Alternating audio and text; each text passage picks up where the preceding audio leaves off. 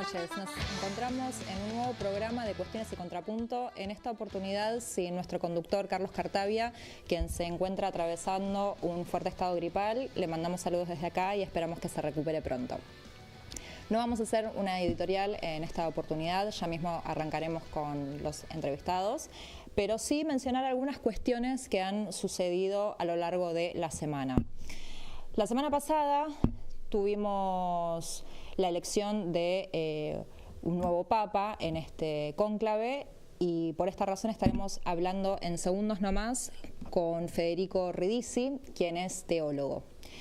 También nos encontramos de cara a las próximas elecciones de este domingo, elecciones porteñas, que si bien son elecciones de medio término y que generalmente no suelen ser demasiado relevantes, en esta oportunidad sí hay algo para destacar, que es la figura de Manuel Adorni. Podríamos decir que el presidente juega fuerte en esta oportunidad al poner nada más ni nada menos que al vocero presidencial. Haberlo puesto a Adorni como figura de cabeza de lista implica, en cierto punto, nacionalizar una elección porteña. Una decisión que veremos el próximo domingo si ha sido acertada o no por el presidente, pero sí podemos advertir que juega fuerte. Y de esto estaremos hablando también con una invitada que es Nidia Lairola, que ella es candidata a legisladora porteña por Principios y Valores, y estaremos hablando un poco de estas elecciones. Ahora bien, también tuvimos elecciones el pasado domingo, elecciones provinciales, en donde La Libertad Avanza ha obtenido muy buenos resultados, por no decir los mejores, y algo que también es para destacar fue la baja participación electoral de la gente. Tenemos provincias como Chaco, con una participación del 51%, Jujuy del 65%, San Luis del 60%, Salta del 59%, en donde vamos a estar también hablando de esta situación, a ver cuál es el pensamiento de un amigo de la casa, de Rubén El Pollo Sobrero, para ver por qué, por un lado, la gente no estaría siendo muy motivada al momento de ir a votar, pero al momento incluso de ir a votar no elige a las opciones tradicionales como la izquierda o el peronismo, sino que se inclinan más bien hacia La Libertad Avanza. Como decía recién, no sé si ya tenemos a nuestro primer entrevistado en el día de hoy, Federico Ridisi. ¿Me escuchás?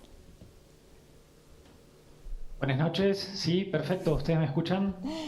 Buenas noches, gracias por este encuentro virtual que bueno, te encontrás en este momento en la provincia de Córdoba y esperemos que la próxima pueda ser acá en el piso desde el canal. Bueno, sí, sería un gusto. ¿Cómo no? Bueno, contanos un poco, Federico, ¿cuál es el legado que nos ha dejado el Papa Francisco? Creo que son muchas cuestiones, ¿no? Es una persona muy compleja, es una persona muy compleja con muchas aristas, tanto en su vida como jesuita, como cuando ha sido cardenal o el arzobispo de Buenos Aires, y después como papa, ¿no? Creo que fue toda una sorpresa. No sé, había muchos aspectos como para analizar, pero podría puntualizar algunos teniendo en cuenta que es una charla más breve, ¿no? Podríamos pensar el análisis en dos dimensiones. Una dimensión intraeclesial. Creo que el Papa Francisco lo que ha hecho y el legado de Francisco fue volver a las fuentes. Nosotros en la Iglesia Católica hemos tenido un concilio, que es esa reunión de los obispos de todo el mundo, y es una reunión de carácter del más importante, de la reunión más importante que tenemos. Hemos tenido solo 21 concilios en la historia de toda la Iglesia, y en ese concilio una de las tareas que se planteó es volver a las fuentes y ayornar, poner al día la Iglesia. Yo creo que Francisco es el primer papa, en algún punto, hijo del concilio, o sea, lo es. El resto de papas anteriores han estado y han formado parte del concilio de una u otra manera. Bergoglio no, por edad y imposible que haya participado activamente en el concilio. Creo que en algún punto es un fruto del concilio y ha sido un papa que le ha dado un nuevo impulso a eso que el Concilio Vaticano II plantea. Entonces eso un poco hacia adentro de la Iglesia, ¿no? Y ese hacia adentro tiene que ver con el segundo aspecto, que podríamos pensarlo a nivel social, político, más allá de los muros de la Iglesia, porque obviamente adentro de los muros de la Iglesia también es social y es político, ¿no? Pero pensando como esta distinción un poco injusta para analizar, ¿no? Y ahí creo que volver a las fuentes, pero también ayornar, que es una tarea hacia adentro de la Iglesia, repercute necesariamente hacia afuera. Entonces, y en este ayornar, ¿no? Se podría resumir en su encíclica Evangelii Gaudium, que significa la alegría del Evangelio, tratando de transmitir esto. Una Iglesia que trata de reflejar este proyecto y este sueño de Jesús, que va más allá de fundar una religión, ¿no? Por supuesto, yo soy teólogo, soy católico y formo parte de mi iglesia y me gusta, digamos, y soy feliz en mi tradición religiosa, pero sé que el mensaje de Jesús también va mucho más allá de eso, ¿no? Lo trasciende. Federico, vos hablabas de ayornar, ¿no? a la iglesia, digamos, también teniendo en cuenta de que no podemos negar que hay un dogma, ¿no? Hay cosas dentro del catolicismo que son inmutables, como en absolutamente todas las religiones. Entonces me interesa este punto que vos decías de ayornar, ¿no? ¿Cómo hace? Bueno, no me quisiera meter con un tema tan pero digamos, profundo, desde Francisco, ¿no? Que vos decís, bueno, acá hubo un ayornamiento. Se actualiza. Perdón, no sé si te escuché. No, que decía puntualmente de Francisco, ¿no? Que vos decís que, bueno, lo que vino a hacer, en parte también, fue ayornar, ¿no? Entonces me pregunto esto, ¿en qué sentido vos considerás que se ha ayornado con el papado de Francisco? Bueno, como lo que pensaba así cuando me lo planteaste es esto. Los dogmas también se reinterpretan, también se actualizan, ¿no? No podemos pensar a la teología como algo muerto y algo duro y algo que es repetir como logro lo que otros han dicho. Entonces, la tarea de nuestra de los teólogos es pensar, y la tarea del magisterio, del Papa, de los concilios, de los obispos es decir hasta dónde estamos, digamos, dentro de los márgenes eclesiales. Y en ese sentido creo que Francisco logró capitalizar y asumir un montón de reclamos que había dentro de la Iglesia y en eso se puso al día, ¿no? Pienso en la tradición cristiana, la opción preferencial por los marginados, acá en América Latina le hemos llamado por los más pobres. Francisco le puso al día, porque el marginado en la época de Jesús era el ciego, la prostituta, el publicano, el ciego, el pecador, no sé. Hoy tal vez esa gente no forma parte, esos grupos sociales, sí o no, o en mayor medida, no forman parte de los excluidos. ¿Quiénes forman parte de los excluidos hoy? En nuestra Argentina, por ejemplo. No es lo mismo que en Estados Unidos, y no es lo mismo que en la época de la colonia. Entonces creo que Francisco con eso puso al día, le puso rostro, el rostro de hoy, el rostro de distintas sociedades. ¿Quiénes son esos excluidos con los que la Iglesia tiene una particular cercanía y debería tener cuidado y acercamiento? Me parece que ahí hay un punto interesante de ayornamiento, digamos. Bien. Recién, bueno, estábamos hablando, ¿no? de, digamos, Francisco haciendo un papado de cara hacia los pobres, ¿no? Y teniendo en cuenta que justamente eligió el nombre de Francisco por Francisco de Asís, ¿no? Entonces, ahí yo también quisiera preguntarte qué papado podemos esperar respecto de León XIV, ¿qué nos advierte León, ¿no? Que haya elegido ese nombre. Bueno, cuando lo escuché, estaba en vivo, ese día pude escucharlo en vivo y me llamó la atención que haya elegido el nombre de León. Realmente me planteé, ¿y por qué eligió León? Yo, en mi expectativa yo quería un Francisco II, digamos, ¿no? Pero, o un Juan II, que sé yo, amo mucho la figura de Juan XXIII, ¿no? pero por ahí porque han sido más significativas en mi proceso de espiritual, digamos. Pero cuando dijo León me llamó la atención. Pero ahí nomás me acordé, León XV, la Rerum Novarum. ¿Por qué recordamos todos a León, no? Creo que él después lo dijo, después en la reunión con los cardenales, si mal no recuerdo, en el aula Pablo VI, sí, ahí en el aula de los sínodos, él comentó que una de las cuestiones es que estamos en otro momento de esta revolución industrial que se inició y que tuvo gran fuerza con León XV, ¿no? Y él sentía que es un gran desafío también esto, poner al día la Iglesia, y a los cardenales les habló de Evangelii Gaudium, el plan del Papa Francisco, asumirlo plenamente y darle curso. Creo que su pontificado va a ir por ahí, ¿no? Va a haber que, yo siempre digo que no me gusta generar expectativas, ¿no? de algo que no conozco, y sobre todo es una persona que conozco mucho, pero lo que vamos viendo y nos vamos enterando de su vida, de su ministerio, ha sido un hombre que ha estado tanto en la academia como en la curia de su diócesis, es canonista, es matemático, ha sido misionero, ha estado entre los más pobres y ha estado en los espacios, digamos, con mayor comodidad. Me parece que tiene una amplitud y una riqueza en su experiencia de vida, en su experiencia espiritual, que va a ser muy rico para la Iglesia. Creo que no tenemos que generar esto que me pasó a mí. Quiero otro Francisco. No, bueno, hay que generar otro. Sí, la verdad es que antes de que sea electo Papa León XIV, yo tampoco no quería entrar en el terreno de las expectativas, por simplemente no ser injusta con el nuevo Papa que iba a ingresar, ¿no? Me parece que también esto que nosotros estamos mencionando tiene que ver con una vara altísima que ha dejado Francisco. ¿Puede ser?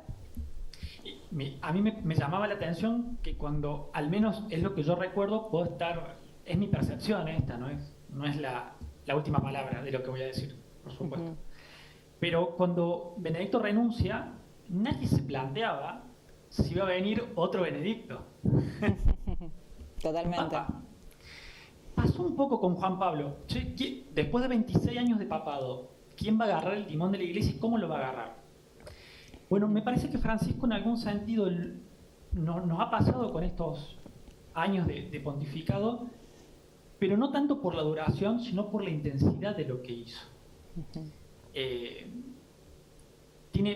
Pensemos en Fratelli Tutti, el documento que habla de la fraternidad universal. Pensemos en Laudato Si, Laudate Deum, los dos documentos que hablan sobre el cambio climático y por qué es una problemática y por qué tiene que ver con la fe, el compromiso con el cuidado del planeta, que Francisco lo llama la casa común. Y pensemos en la cuestión de la inclusión, por ejemplo. Bueno, Francisco ha llamado mucho la atención hacia afuera de los muros de la Iglesia. Entonces, es muy interesante, creo que es natural, aquellos que lo hemos querido mucho Francisco, que esperemos un segundo Francisco, pero no caigamos como en ese error de juzgar a uno por la personalidad de otro, digamos, ¿no? Y dejar que su personalidad también aflore y sea el mismo, ¿no? Sí, sería horrible que de mí esperen, no sé, que sea el profe del año anterior, yo soy docente. Sí. Es triste que nos pase eso, pero también entiendo que es natural y es un proceso, lo que me pasó, digamos, y que puede que le pase a otros. Bueno, la verdad es que veremos cómo se va desarrollando este nuevo papado, pero sí te puedo decir, como persona que se ha criado dentro del catolicismo, que ha estado muy alejada de la religión y que ha vuelto a ser convocada por la misma a partir de Francisco, un Francisco que en Brasil le habló a la juventud, yo en ese momento era joven, y dijo, hagan lío, ¿no? Y yo me sentí interpelada desde ese lugar, y esperemos que, sí, acá yo te pongo mis expectativas como católica, que si Francisco fue el papa de hagan lío, ojalá que este papado sea el de organizar, ¿no? Una más misionera a la población cristiana. Así que bueno, Federico, te agradezco muchísimo este tiempo, estas palabras. Repito, te volveremos a invitar y esperemos que la próxima pueda ser en el piso. Y nos vamos a un corte y enseguida volvemos.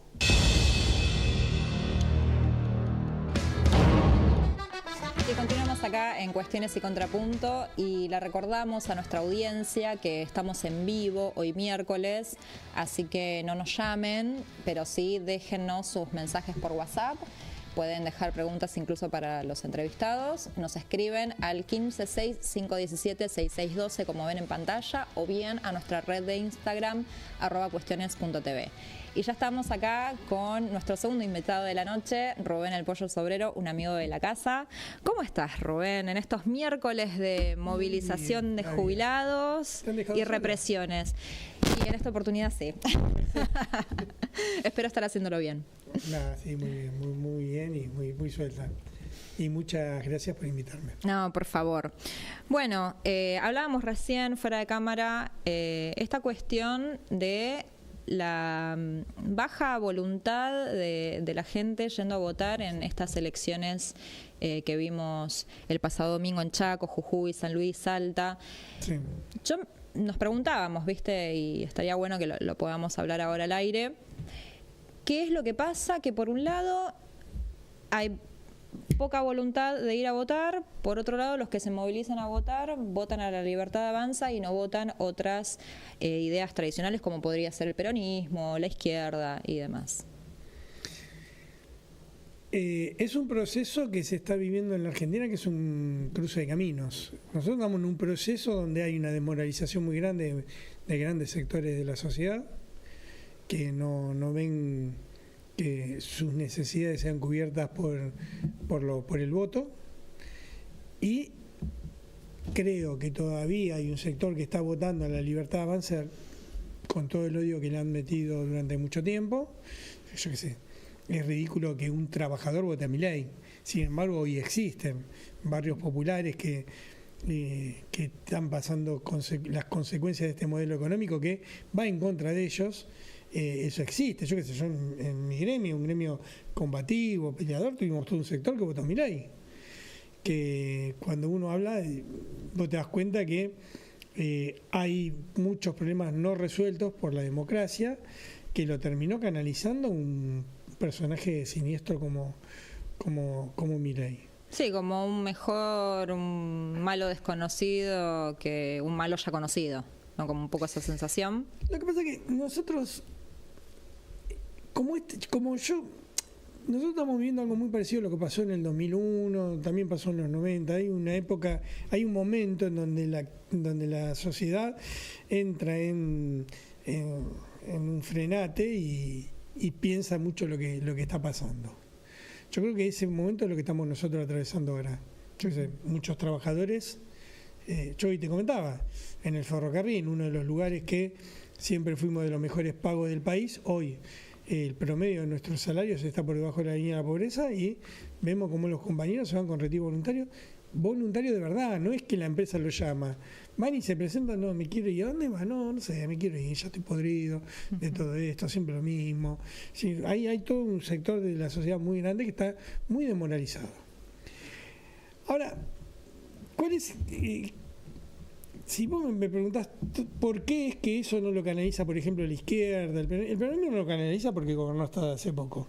Y la izquierda no lo canaliza porque evidentemente se está canalizando por el no ir a votar, el desconocimiento de las elecciones, y por ese lado creo yo que es eso. Ahora, nosotros en este momento tenemos que charlar muy profundamente con los compañeros, porque nosotros tenemos una crisis muy profunda en muy poco tiempo. Porque un gobierno que te dice que está todo bien, ahora necesita pedir 20.000 millones de dólares, que esa plata se le está fugando día a día a través de la bicicleta financiera, a través del carry train y todas las especulaciones financieras, donde vos cada vez tenés menos margen de dólares que te entran para afuera, porque vos no tenés industria, solamente estás recaudando con la megaminería, con el petróleo y con el campo, pero los del campo, por ejemplo, no te liquidan los granos cuando te lo tienen que liquidar, especulan con el precio del dólar y la megaminería está saqueando de una forma escandalosa el país. Entonces vos tenés un panorama que esto no termina bien, por más que por el momento pareciera que le está yendo bien. Esto es como Menem. Yo puedo ir a París a tomarme un café y me sale $1, $1, $1.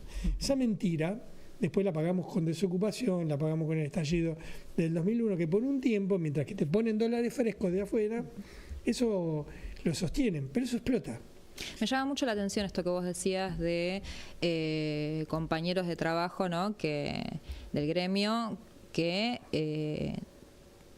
apuestan de alguna manera a un retiro voluntario, ¿no? Como me acuerdo, hay un montón de películas, ¿no? Bueno, el de la Un plata peso, un dulce. dólar, plata dulce, ¿no? Sí. Como, bueno, che, es tu laburo, tipo, ¿no? Y que eso vuelva nuevamente como si no hubiésemos pasado. Y acá estamos hablando de uno de los sectores que para mí es uno de los más avanzados del movimiento obrero, porque fue un gremio, el mío peleó contra las privatizaciones, en la época de las privatizaciones, peleamos y acompañamos a las víctimas de 11 cuando fue el choque de 11, dimos peleas muy políticas muy importantes, estamos yendo a las marchas de los jubilados, es decir, un gremio que no tiene conciencia social no te hace eso. Ahora, hay todo un sector de la sociedad que está muy desmoralizada. Por eso es muy importante cómo nos paramos nosotros ante esto. Y cómo planteamos cuáles son los verdaderos problemas. Porque si nosotros vamos a discutir en una campaña electoral que hay olor a pis en Capital, estamos complicados. Si nosotros no planteamos y no volvemos a discusiones políticas, y en esto es muy importante que la CGT, que está cumpliendo un triste rol, vuelva a tomar el camino que nunca tenía que haber abandonado, que es el hacer política, el discutir de proyectos políticos. Vos fíjate qué lejos que estamos de los proyectos de La Falda, de Huerta Grande, sin ir más allá de la diferencia. Bueno, pero la CGT, digamos, hicieron un paro hace poco, digamos, hay una respuesta. La CGT lo que está haciendo es tomar medidas aisladas para descomprimir la situación política, que no lo digo yo, dijo Mar Maturano en un reportaje al diario, nos vamos a hacer este paro para descomprimir la situación. Y el que fue más claro todavía fue el de UPCN, Andrés Rodríguez, que cuando asumió Milei dijo, la CGT no está para voltear gobierno, la CGT está para garantizar la gobernabilidad de todos los gobiernos. Sí, como si fuese una institución republicana, ¿no? Están para controlar a los trabajadores. Por eso es que sus dirigentes son multimillonarios y sus trabajadores cada vez son más pobres. Vos te reís porque ya lo habrás escuchado miles de veces que lo digo, pero se los voy a meter en la cabeza tantas veces. Está muy bien. Que va a llegar un momento que los compañeros van a decir, che, ¿por qué mi dirigente gremial vive distinto a mí? ¿Por qué, por ejemplo, el de la UTA, Fernández, que vive ahí en el Nordelta, ¿por qué vive en el Nordelta y yo vivo en una casilla de madera y cuando salgo me tajean? ¿Por qué? Si el gremio es una herramienta del trabajador en defensa de sus intereses, no el negocio o la pyme de una familia. Entonces, cuando te dicen el sindicato, la conducción, los conductores, ¿qué conductores, boludo? Vos sos el representante de los trabajadores que te eligen para que los representes a él. Vos no sos el dueño del sindicato. Cuando cambiemos la cabeza y empecemos a pensar así, y se le va a acabar el negocio a mucha gente y los trabajadores van a tener organizaciones que los defiendan. O, digo, porque esto que vos mencionás es algo que está latente en la sociedad, y ojalá sí fuera, digamos, la respuesta fuera por izquierda, pero sin embargo la gente ha votado a La Libertad Avanza con un discurso anticasta y muy en contra, ¿no? Con esto que vos decís de dirigentes que, digo, por lo que fue dentro del peronismo, ¿no? Cuando se lo veía a un Martín Insaurralde en un yate, en, digamos, una situación completamente obscena directamente, y ha recalado mucho el discurso de la casta, pero sin embargo la solución, entre comillas digo, que entendió la gente fue por derecha. Porque Milei supo canalizar esa bronca. Y hay gran responsabilidad del peronismo en eso. Y en esto quiero ser muy claro también, porque ¿qué culpa tiene el militante peronista que cree en la justicia social, que cree en un país justo, libre y soberano, que tiene que ver con un Insaurralde, o que tiene que ver con los diputados de Jujuy? ¿Te acordás cuando charlamos esa vez? Que son los mismos que se presentaron ahí y salieron cuartos abajo del frente de izquierda. El gran problema es que el peronismo las bases, al no tener el control del partido, no se puede dar no el lujo, la necesidad de expulsarlos del partido. Vos fíjate que todavía no lo expulsaron a Scioli. Y Scioli que te está haciendo campaña por Milei. O no te expulsaron a todos los diputados que votan con Milei. Milei, a pesar de tener una amplia minoría en la Cámara de Diputados, de senadores, del movimiento obrero, está gobernando muy tranquilo. ¿Y por qué es eso? Entonces, ¿yo qué es lo que creo? Creo que este es un momento donde tenemos que buscar la mayor unidad posible, pero con cosas claras. Yo no quiero discutir si Cristina es chorra, es honesta o Kicillof es un amargo o eso. Yo quiero discutir un proyecto político.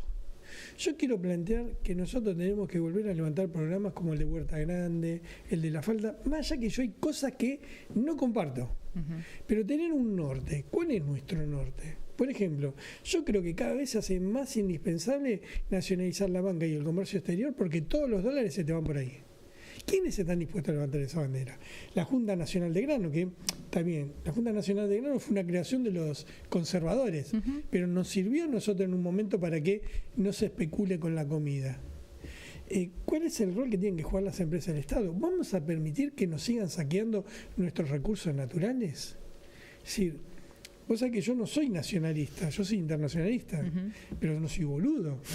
Escúchame, nos están robando el oro, nos están robando el agua, se están llevando todo por 2 pesos. Bueno, yo considero que es muy clara y evidente la falta de representatividad política en la sociedad y me parece que ahí se explica un poco esto de los votos hacia la libertad avanza, pero me parece que también esto que vos planteás de, bueno, planteemos un proyecto de país, después discutámoslo al menos, nos podemos considerar algunas cosas y en otras no, pero discutámoslo, y pareciera ser que nadie quiere tampoco, no digo la izquierda, pero digo en general, nadie quiere discutir un proyecto de país y como que la política está más pendiente de discutir candidatos, ¿no? Que si Adorni es simpático, que si Santoro es esto, digamos. Sí, sí.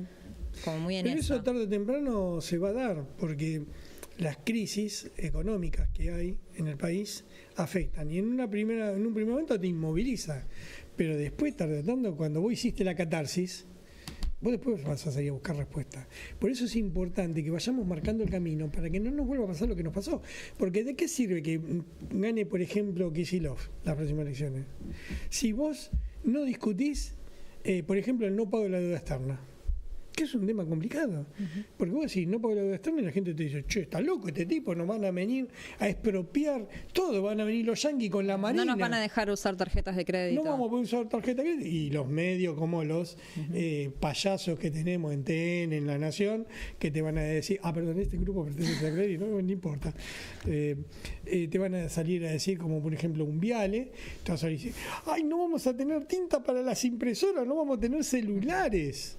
No, boludo, no. Si estamos discutiendo la misma discusión que tuvimos en el 1810, donde hubo un grupo de argentinos que eran cipayos, de ahí sale la palabra cipayos, que se reunían toda la noche con Belfort en casa de gobierno a escuchar tertulias, mientras que los negritos estaban calentando agua para tirar a los ingleses. Es la misma discusión que en el 1810 está. Bueno, pero algunas cosas también, ¿no? Para que no suene todo tan disperso y negativo. Digo, las movilizaciones en Tierra del Fuego, los dichos de Sturzenegger, ¿no? Que bueno, Tierra del Fuego es un lugar para turismo. La UOM decretó paro por tiempo indeterminado. Hay movimiento. ¿Tuviste la UTA? Donde la gente se movilizó después de años, que fueron a buscarlo y casi mal lo tiran a Fernández, casi mal lo tiran del 4º piso.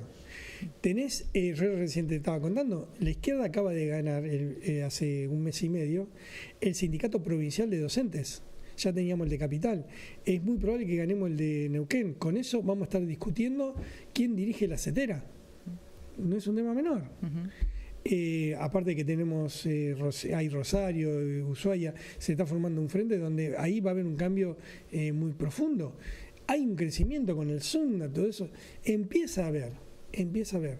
Pero para que esto llegue a buen término, tenemos que sentarnos a discutir cuál es la salida. No tenemos que discutir cuál es el mejor candidato o más simpático. ¿Cuál es? Porque inclusive, cuando nosotros empecemos a discutir, te vas a dar cuenta que no estamos muy lejos. Porque nosotros lo que estamos planteando es un programa que levantaba el peronismo en el año 45. Siempre lo hemos, vos siempre me cargas con eso, pero es eso lo que estamos discutiendo. Ahora, ¿cuántos dirigentes del peronismo se animan a levantar ese programa? Independencia económica, que eso, ¿vos estás dispuesto a romper con el Fondo Monetario Internacional? Soberanía política, ¿vos estás dispuesto a defender las empresas del Estado? ¿Estás dispuesto a defender el oro que hay acá en la República Argentina? Vos fíjate, se fueron, creo que 7 toneladas de oro, se las llevan a Inglaterra. Y no pasó nada. La perdiste. Porque ya la incautaron, ¿sabés que la incautaron? Eso no vuelve. ¿Quién fue el que decidió eso? ¿Ese tipo no tiene que ir preso? ¿No lo tenemos que fusilar en Plaza de Mayo? Bueno, no sé si para tanto, pero sí, ¿no? A mí también me sorprende. ¿En un país normal no lo harías? En un país republicano. ¿No lo harías? Nosotros queremos el garantismo también, digamos, bueno, o sea, en un país que funciona tendría que mínimamente haber un juicio, ¿no? Y confiar también de paso en la justicia.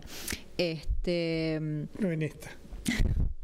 Pero bueno, sí a mí me llama mucho la atención en esto que vos decís, que por un lado partidos políticos o políticos que no estarían discutiendo, no sé, incluso cosas más simples, digo, la inteligencia artificial, cómo va a impactar esto en el trabajo. Parece que estamos en un año de campaña, está bien, elecciones de medio término, pero en donde también hay una discusión nacional al respecto, ¿no? Digo, ya de por sí, el presidente poniendo a Manuel Adorni, que es la cara del presidente, el vocero presidencial, en las elecciones porteñas. Hay algo en donde esto se tendría que estar nacionalizando también las discusiones, y donde parece que no, el resto está tirándose piedras o de qué malo que es Milei, qué malo que es todo esto que está sucediendo, pero hay otras discusiones que efectivamente no se están dando.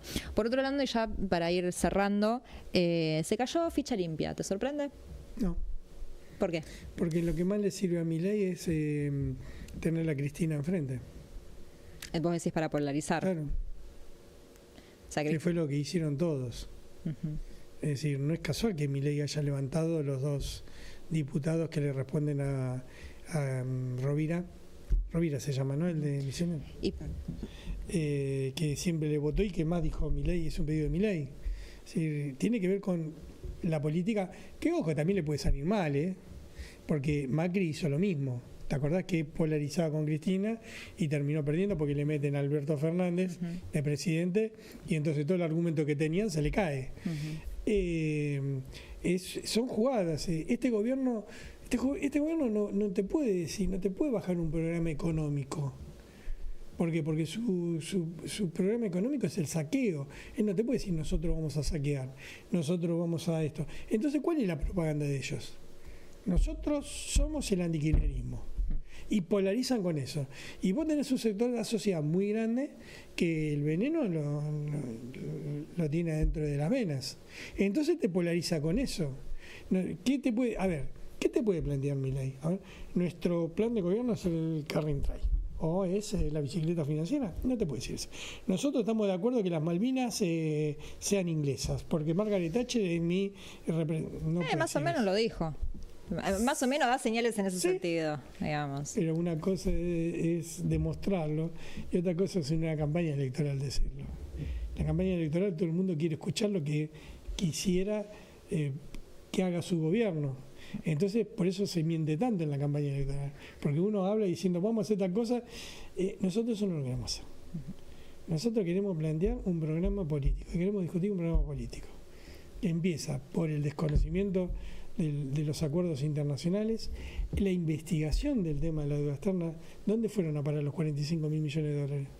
A ver, si vos mañana vienen y te dicen tenés una deuda conmigo, viene tu vecino y te dice, escúchame, yo le di a tu inquilino 45 millones de dólares que me lo tenés que devolver vos. Vos no vas a decir, pero pará, ¿de qué me estás hablando? ¿Dónde está esa plata? ¿Cuándo entró? ¿Dónde está? ¿Qué fábrica se hizo con esa plata? ¿Qué hospital se hizo? ¿Qué vereda se hizo? Bueno, las deudas hay que honrarlas. Argentina eso tiene es lo una que tradición. Quiere el Fondo Monetario Internacional. Bueno, pero por ahí... Y ese es el gran error del peronismo. Porque terminan siendo funcionales, porque vienen los liberales y te endeudan, y viene el peronismo y te paga. Entonces están felices, ¿por qué? Porque los liberales no solamente te endeudan, que sino te hacen acuerdos en la cual te redireccionan toda la política interna. Entonces cuando vos vengas a gobernar con buenas intenciones vas a decir, esto lo puedo hacer y esto no lo puedo hacer. ¿Por qué? Porque hay un acuerdo firmado con el Fondo Monetario Internacional que me dieron tanta plata, pero yo le tengo que entregar, por ejemplo, la hidrovía. ¿Y por qué le tengo que entregar la hidrovía si es un lugar que es fundamental para controlar el narcotráfico, para controlar los puertos? ¿Por qué? Y porque es un acuerdo. O tengo que, como hizo Menem, entregar fabricaciones militares a la Lucky. Sí, lo ideal sería, digamos, ya con esto, ¿no? Que decíamos más al principio, yo a veces siento que esto ya lo vivimos, esto del retiro voluntario ya lo vivimos, esto del FMI ya lo vivimos. Siento como, viste, cuando salen estas estafas piramidales, me decís, pero si esto ya sucedió en tal pueblo, ya sucedió en tal lugar, ¿cómo es que vuelve a suceder? ¿Cómo la gente cae en esto, yo te voy a decir una cosa, y te voy a hablar como una compañera, porque yo a ustedes los considero compañeros. En el 1810, cuando nos invadieron los ingleses, Bedford tomó la casa de gobierno, puso la bandera inglesa y la oligarquía argentina iba y se reunía todas las noches con ellos. Nosotros tenemos que empezar a prender el fuego y a calentar el agua para echarlo a baldazo con agua hirviendo. Metafóricamente, ¿no? Literalmente. No, esperemos que metafóricamente así sea. Nos vamos a un corte y estamos con nuestra última invitada de hoy, con Nidia Lairola. Ella es candidata a legisladora porteña en estas elecciones que se llevarán adelante el domingo. Vamos a la pausa y volvemos.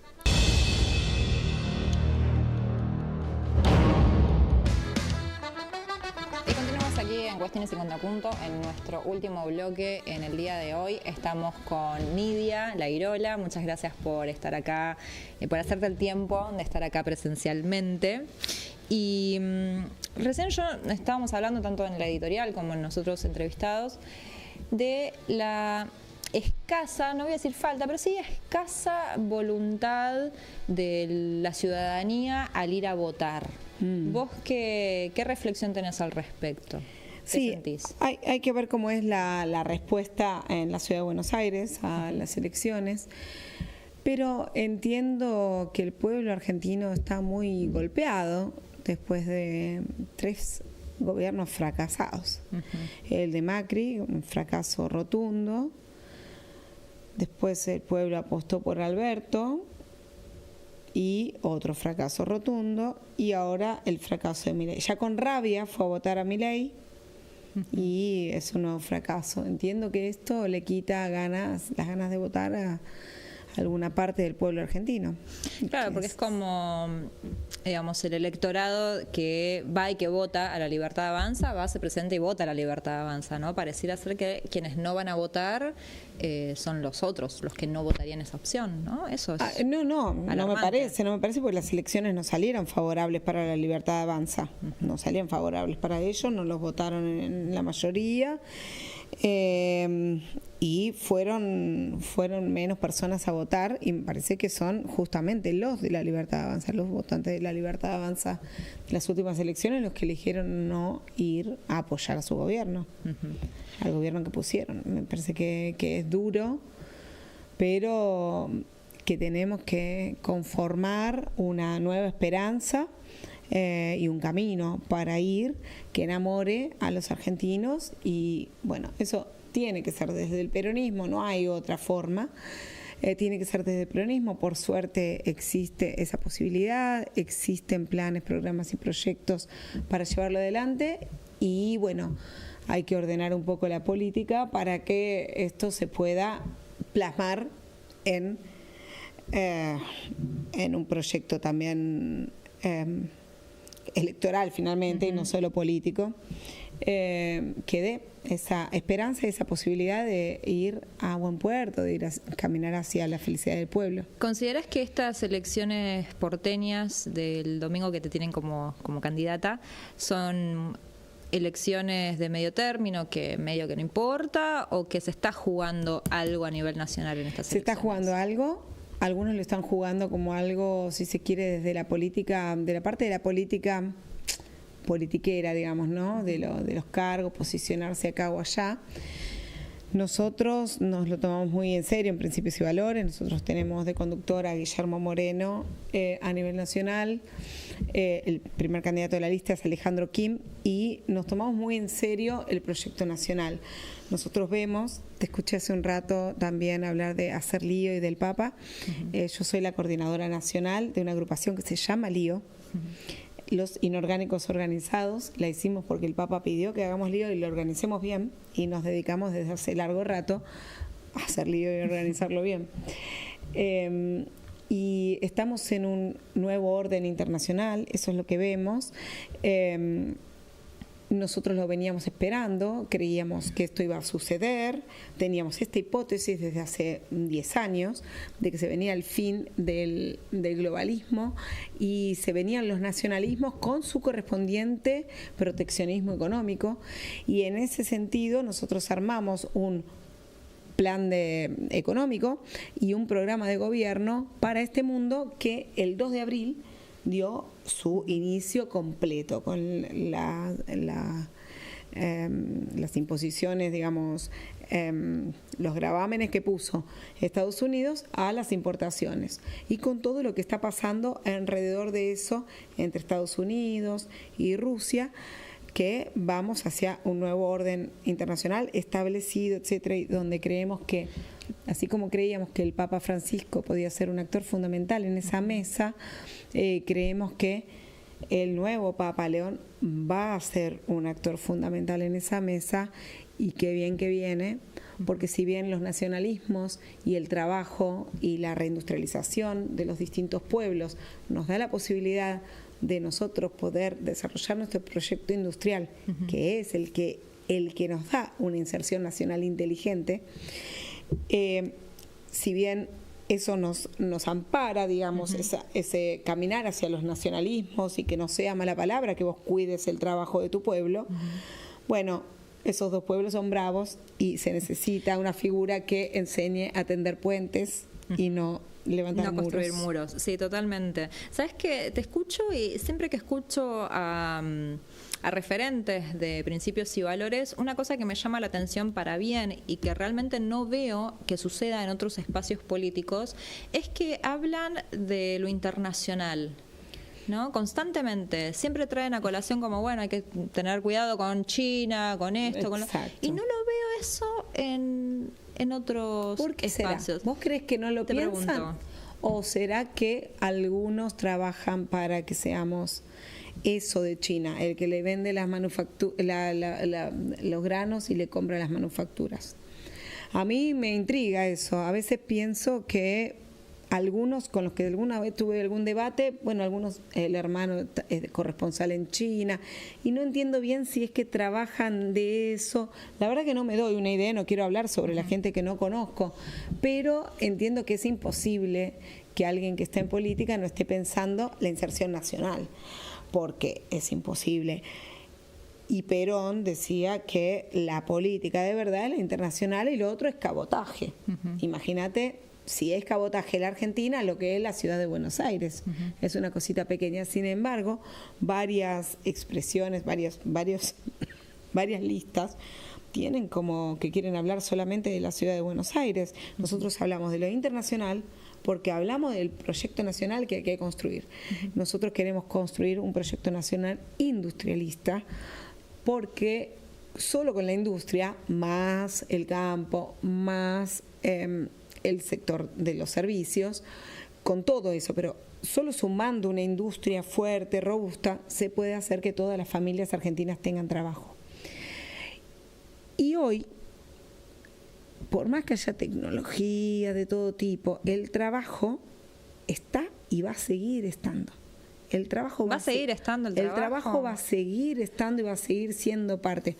Hoy no son los robots los que nos sacan el trabajo, son las manufacturas que nos vienen de otros países, y es esta imposibilidad de avanzar hacia la industrialización argentina que tuvimos durante toda la globalización, aunque durante lo que nosotros llamamos la década ganada, que es el periodo 2002, 2012, 13, se hizo mucho, pero se hizo mucho con el mundo en contra. Hoy, con el mundo en el mismo sentido, va a ser muy fácil reindustrializarnos. Claro, haciendo lo que hay que hacer, que es dos cosas importantes. Los dos vectores de competitividad, que son alimentos y energía, tienen que estar en el lugar que tienen que estar. Los alimentos no pueden pagar alquiler en la zona núcleo de la Pampa Húmeda.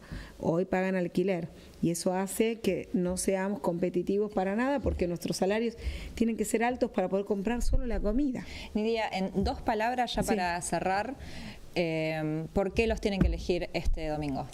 2 palabras. 2 palabras, es mucho. Porque hacemos esto por amor, sabemos a dónde ir, sabemos hacerlo, nos quema la injusticia y sabemos cómo resolverla desde la mancomunión entre el capital y el trabajo, con amor y con trabajo por nuestra parte también. Y porque tenemos a Eva y a Perón en el corazón y al pueblo argentino también.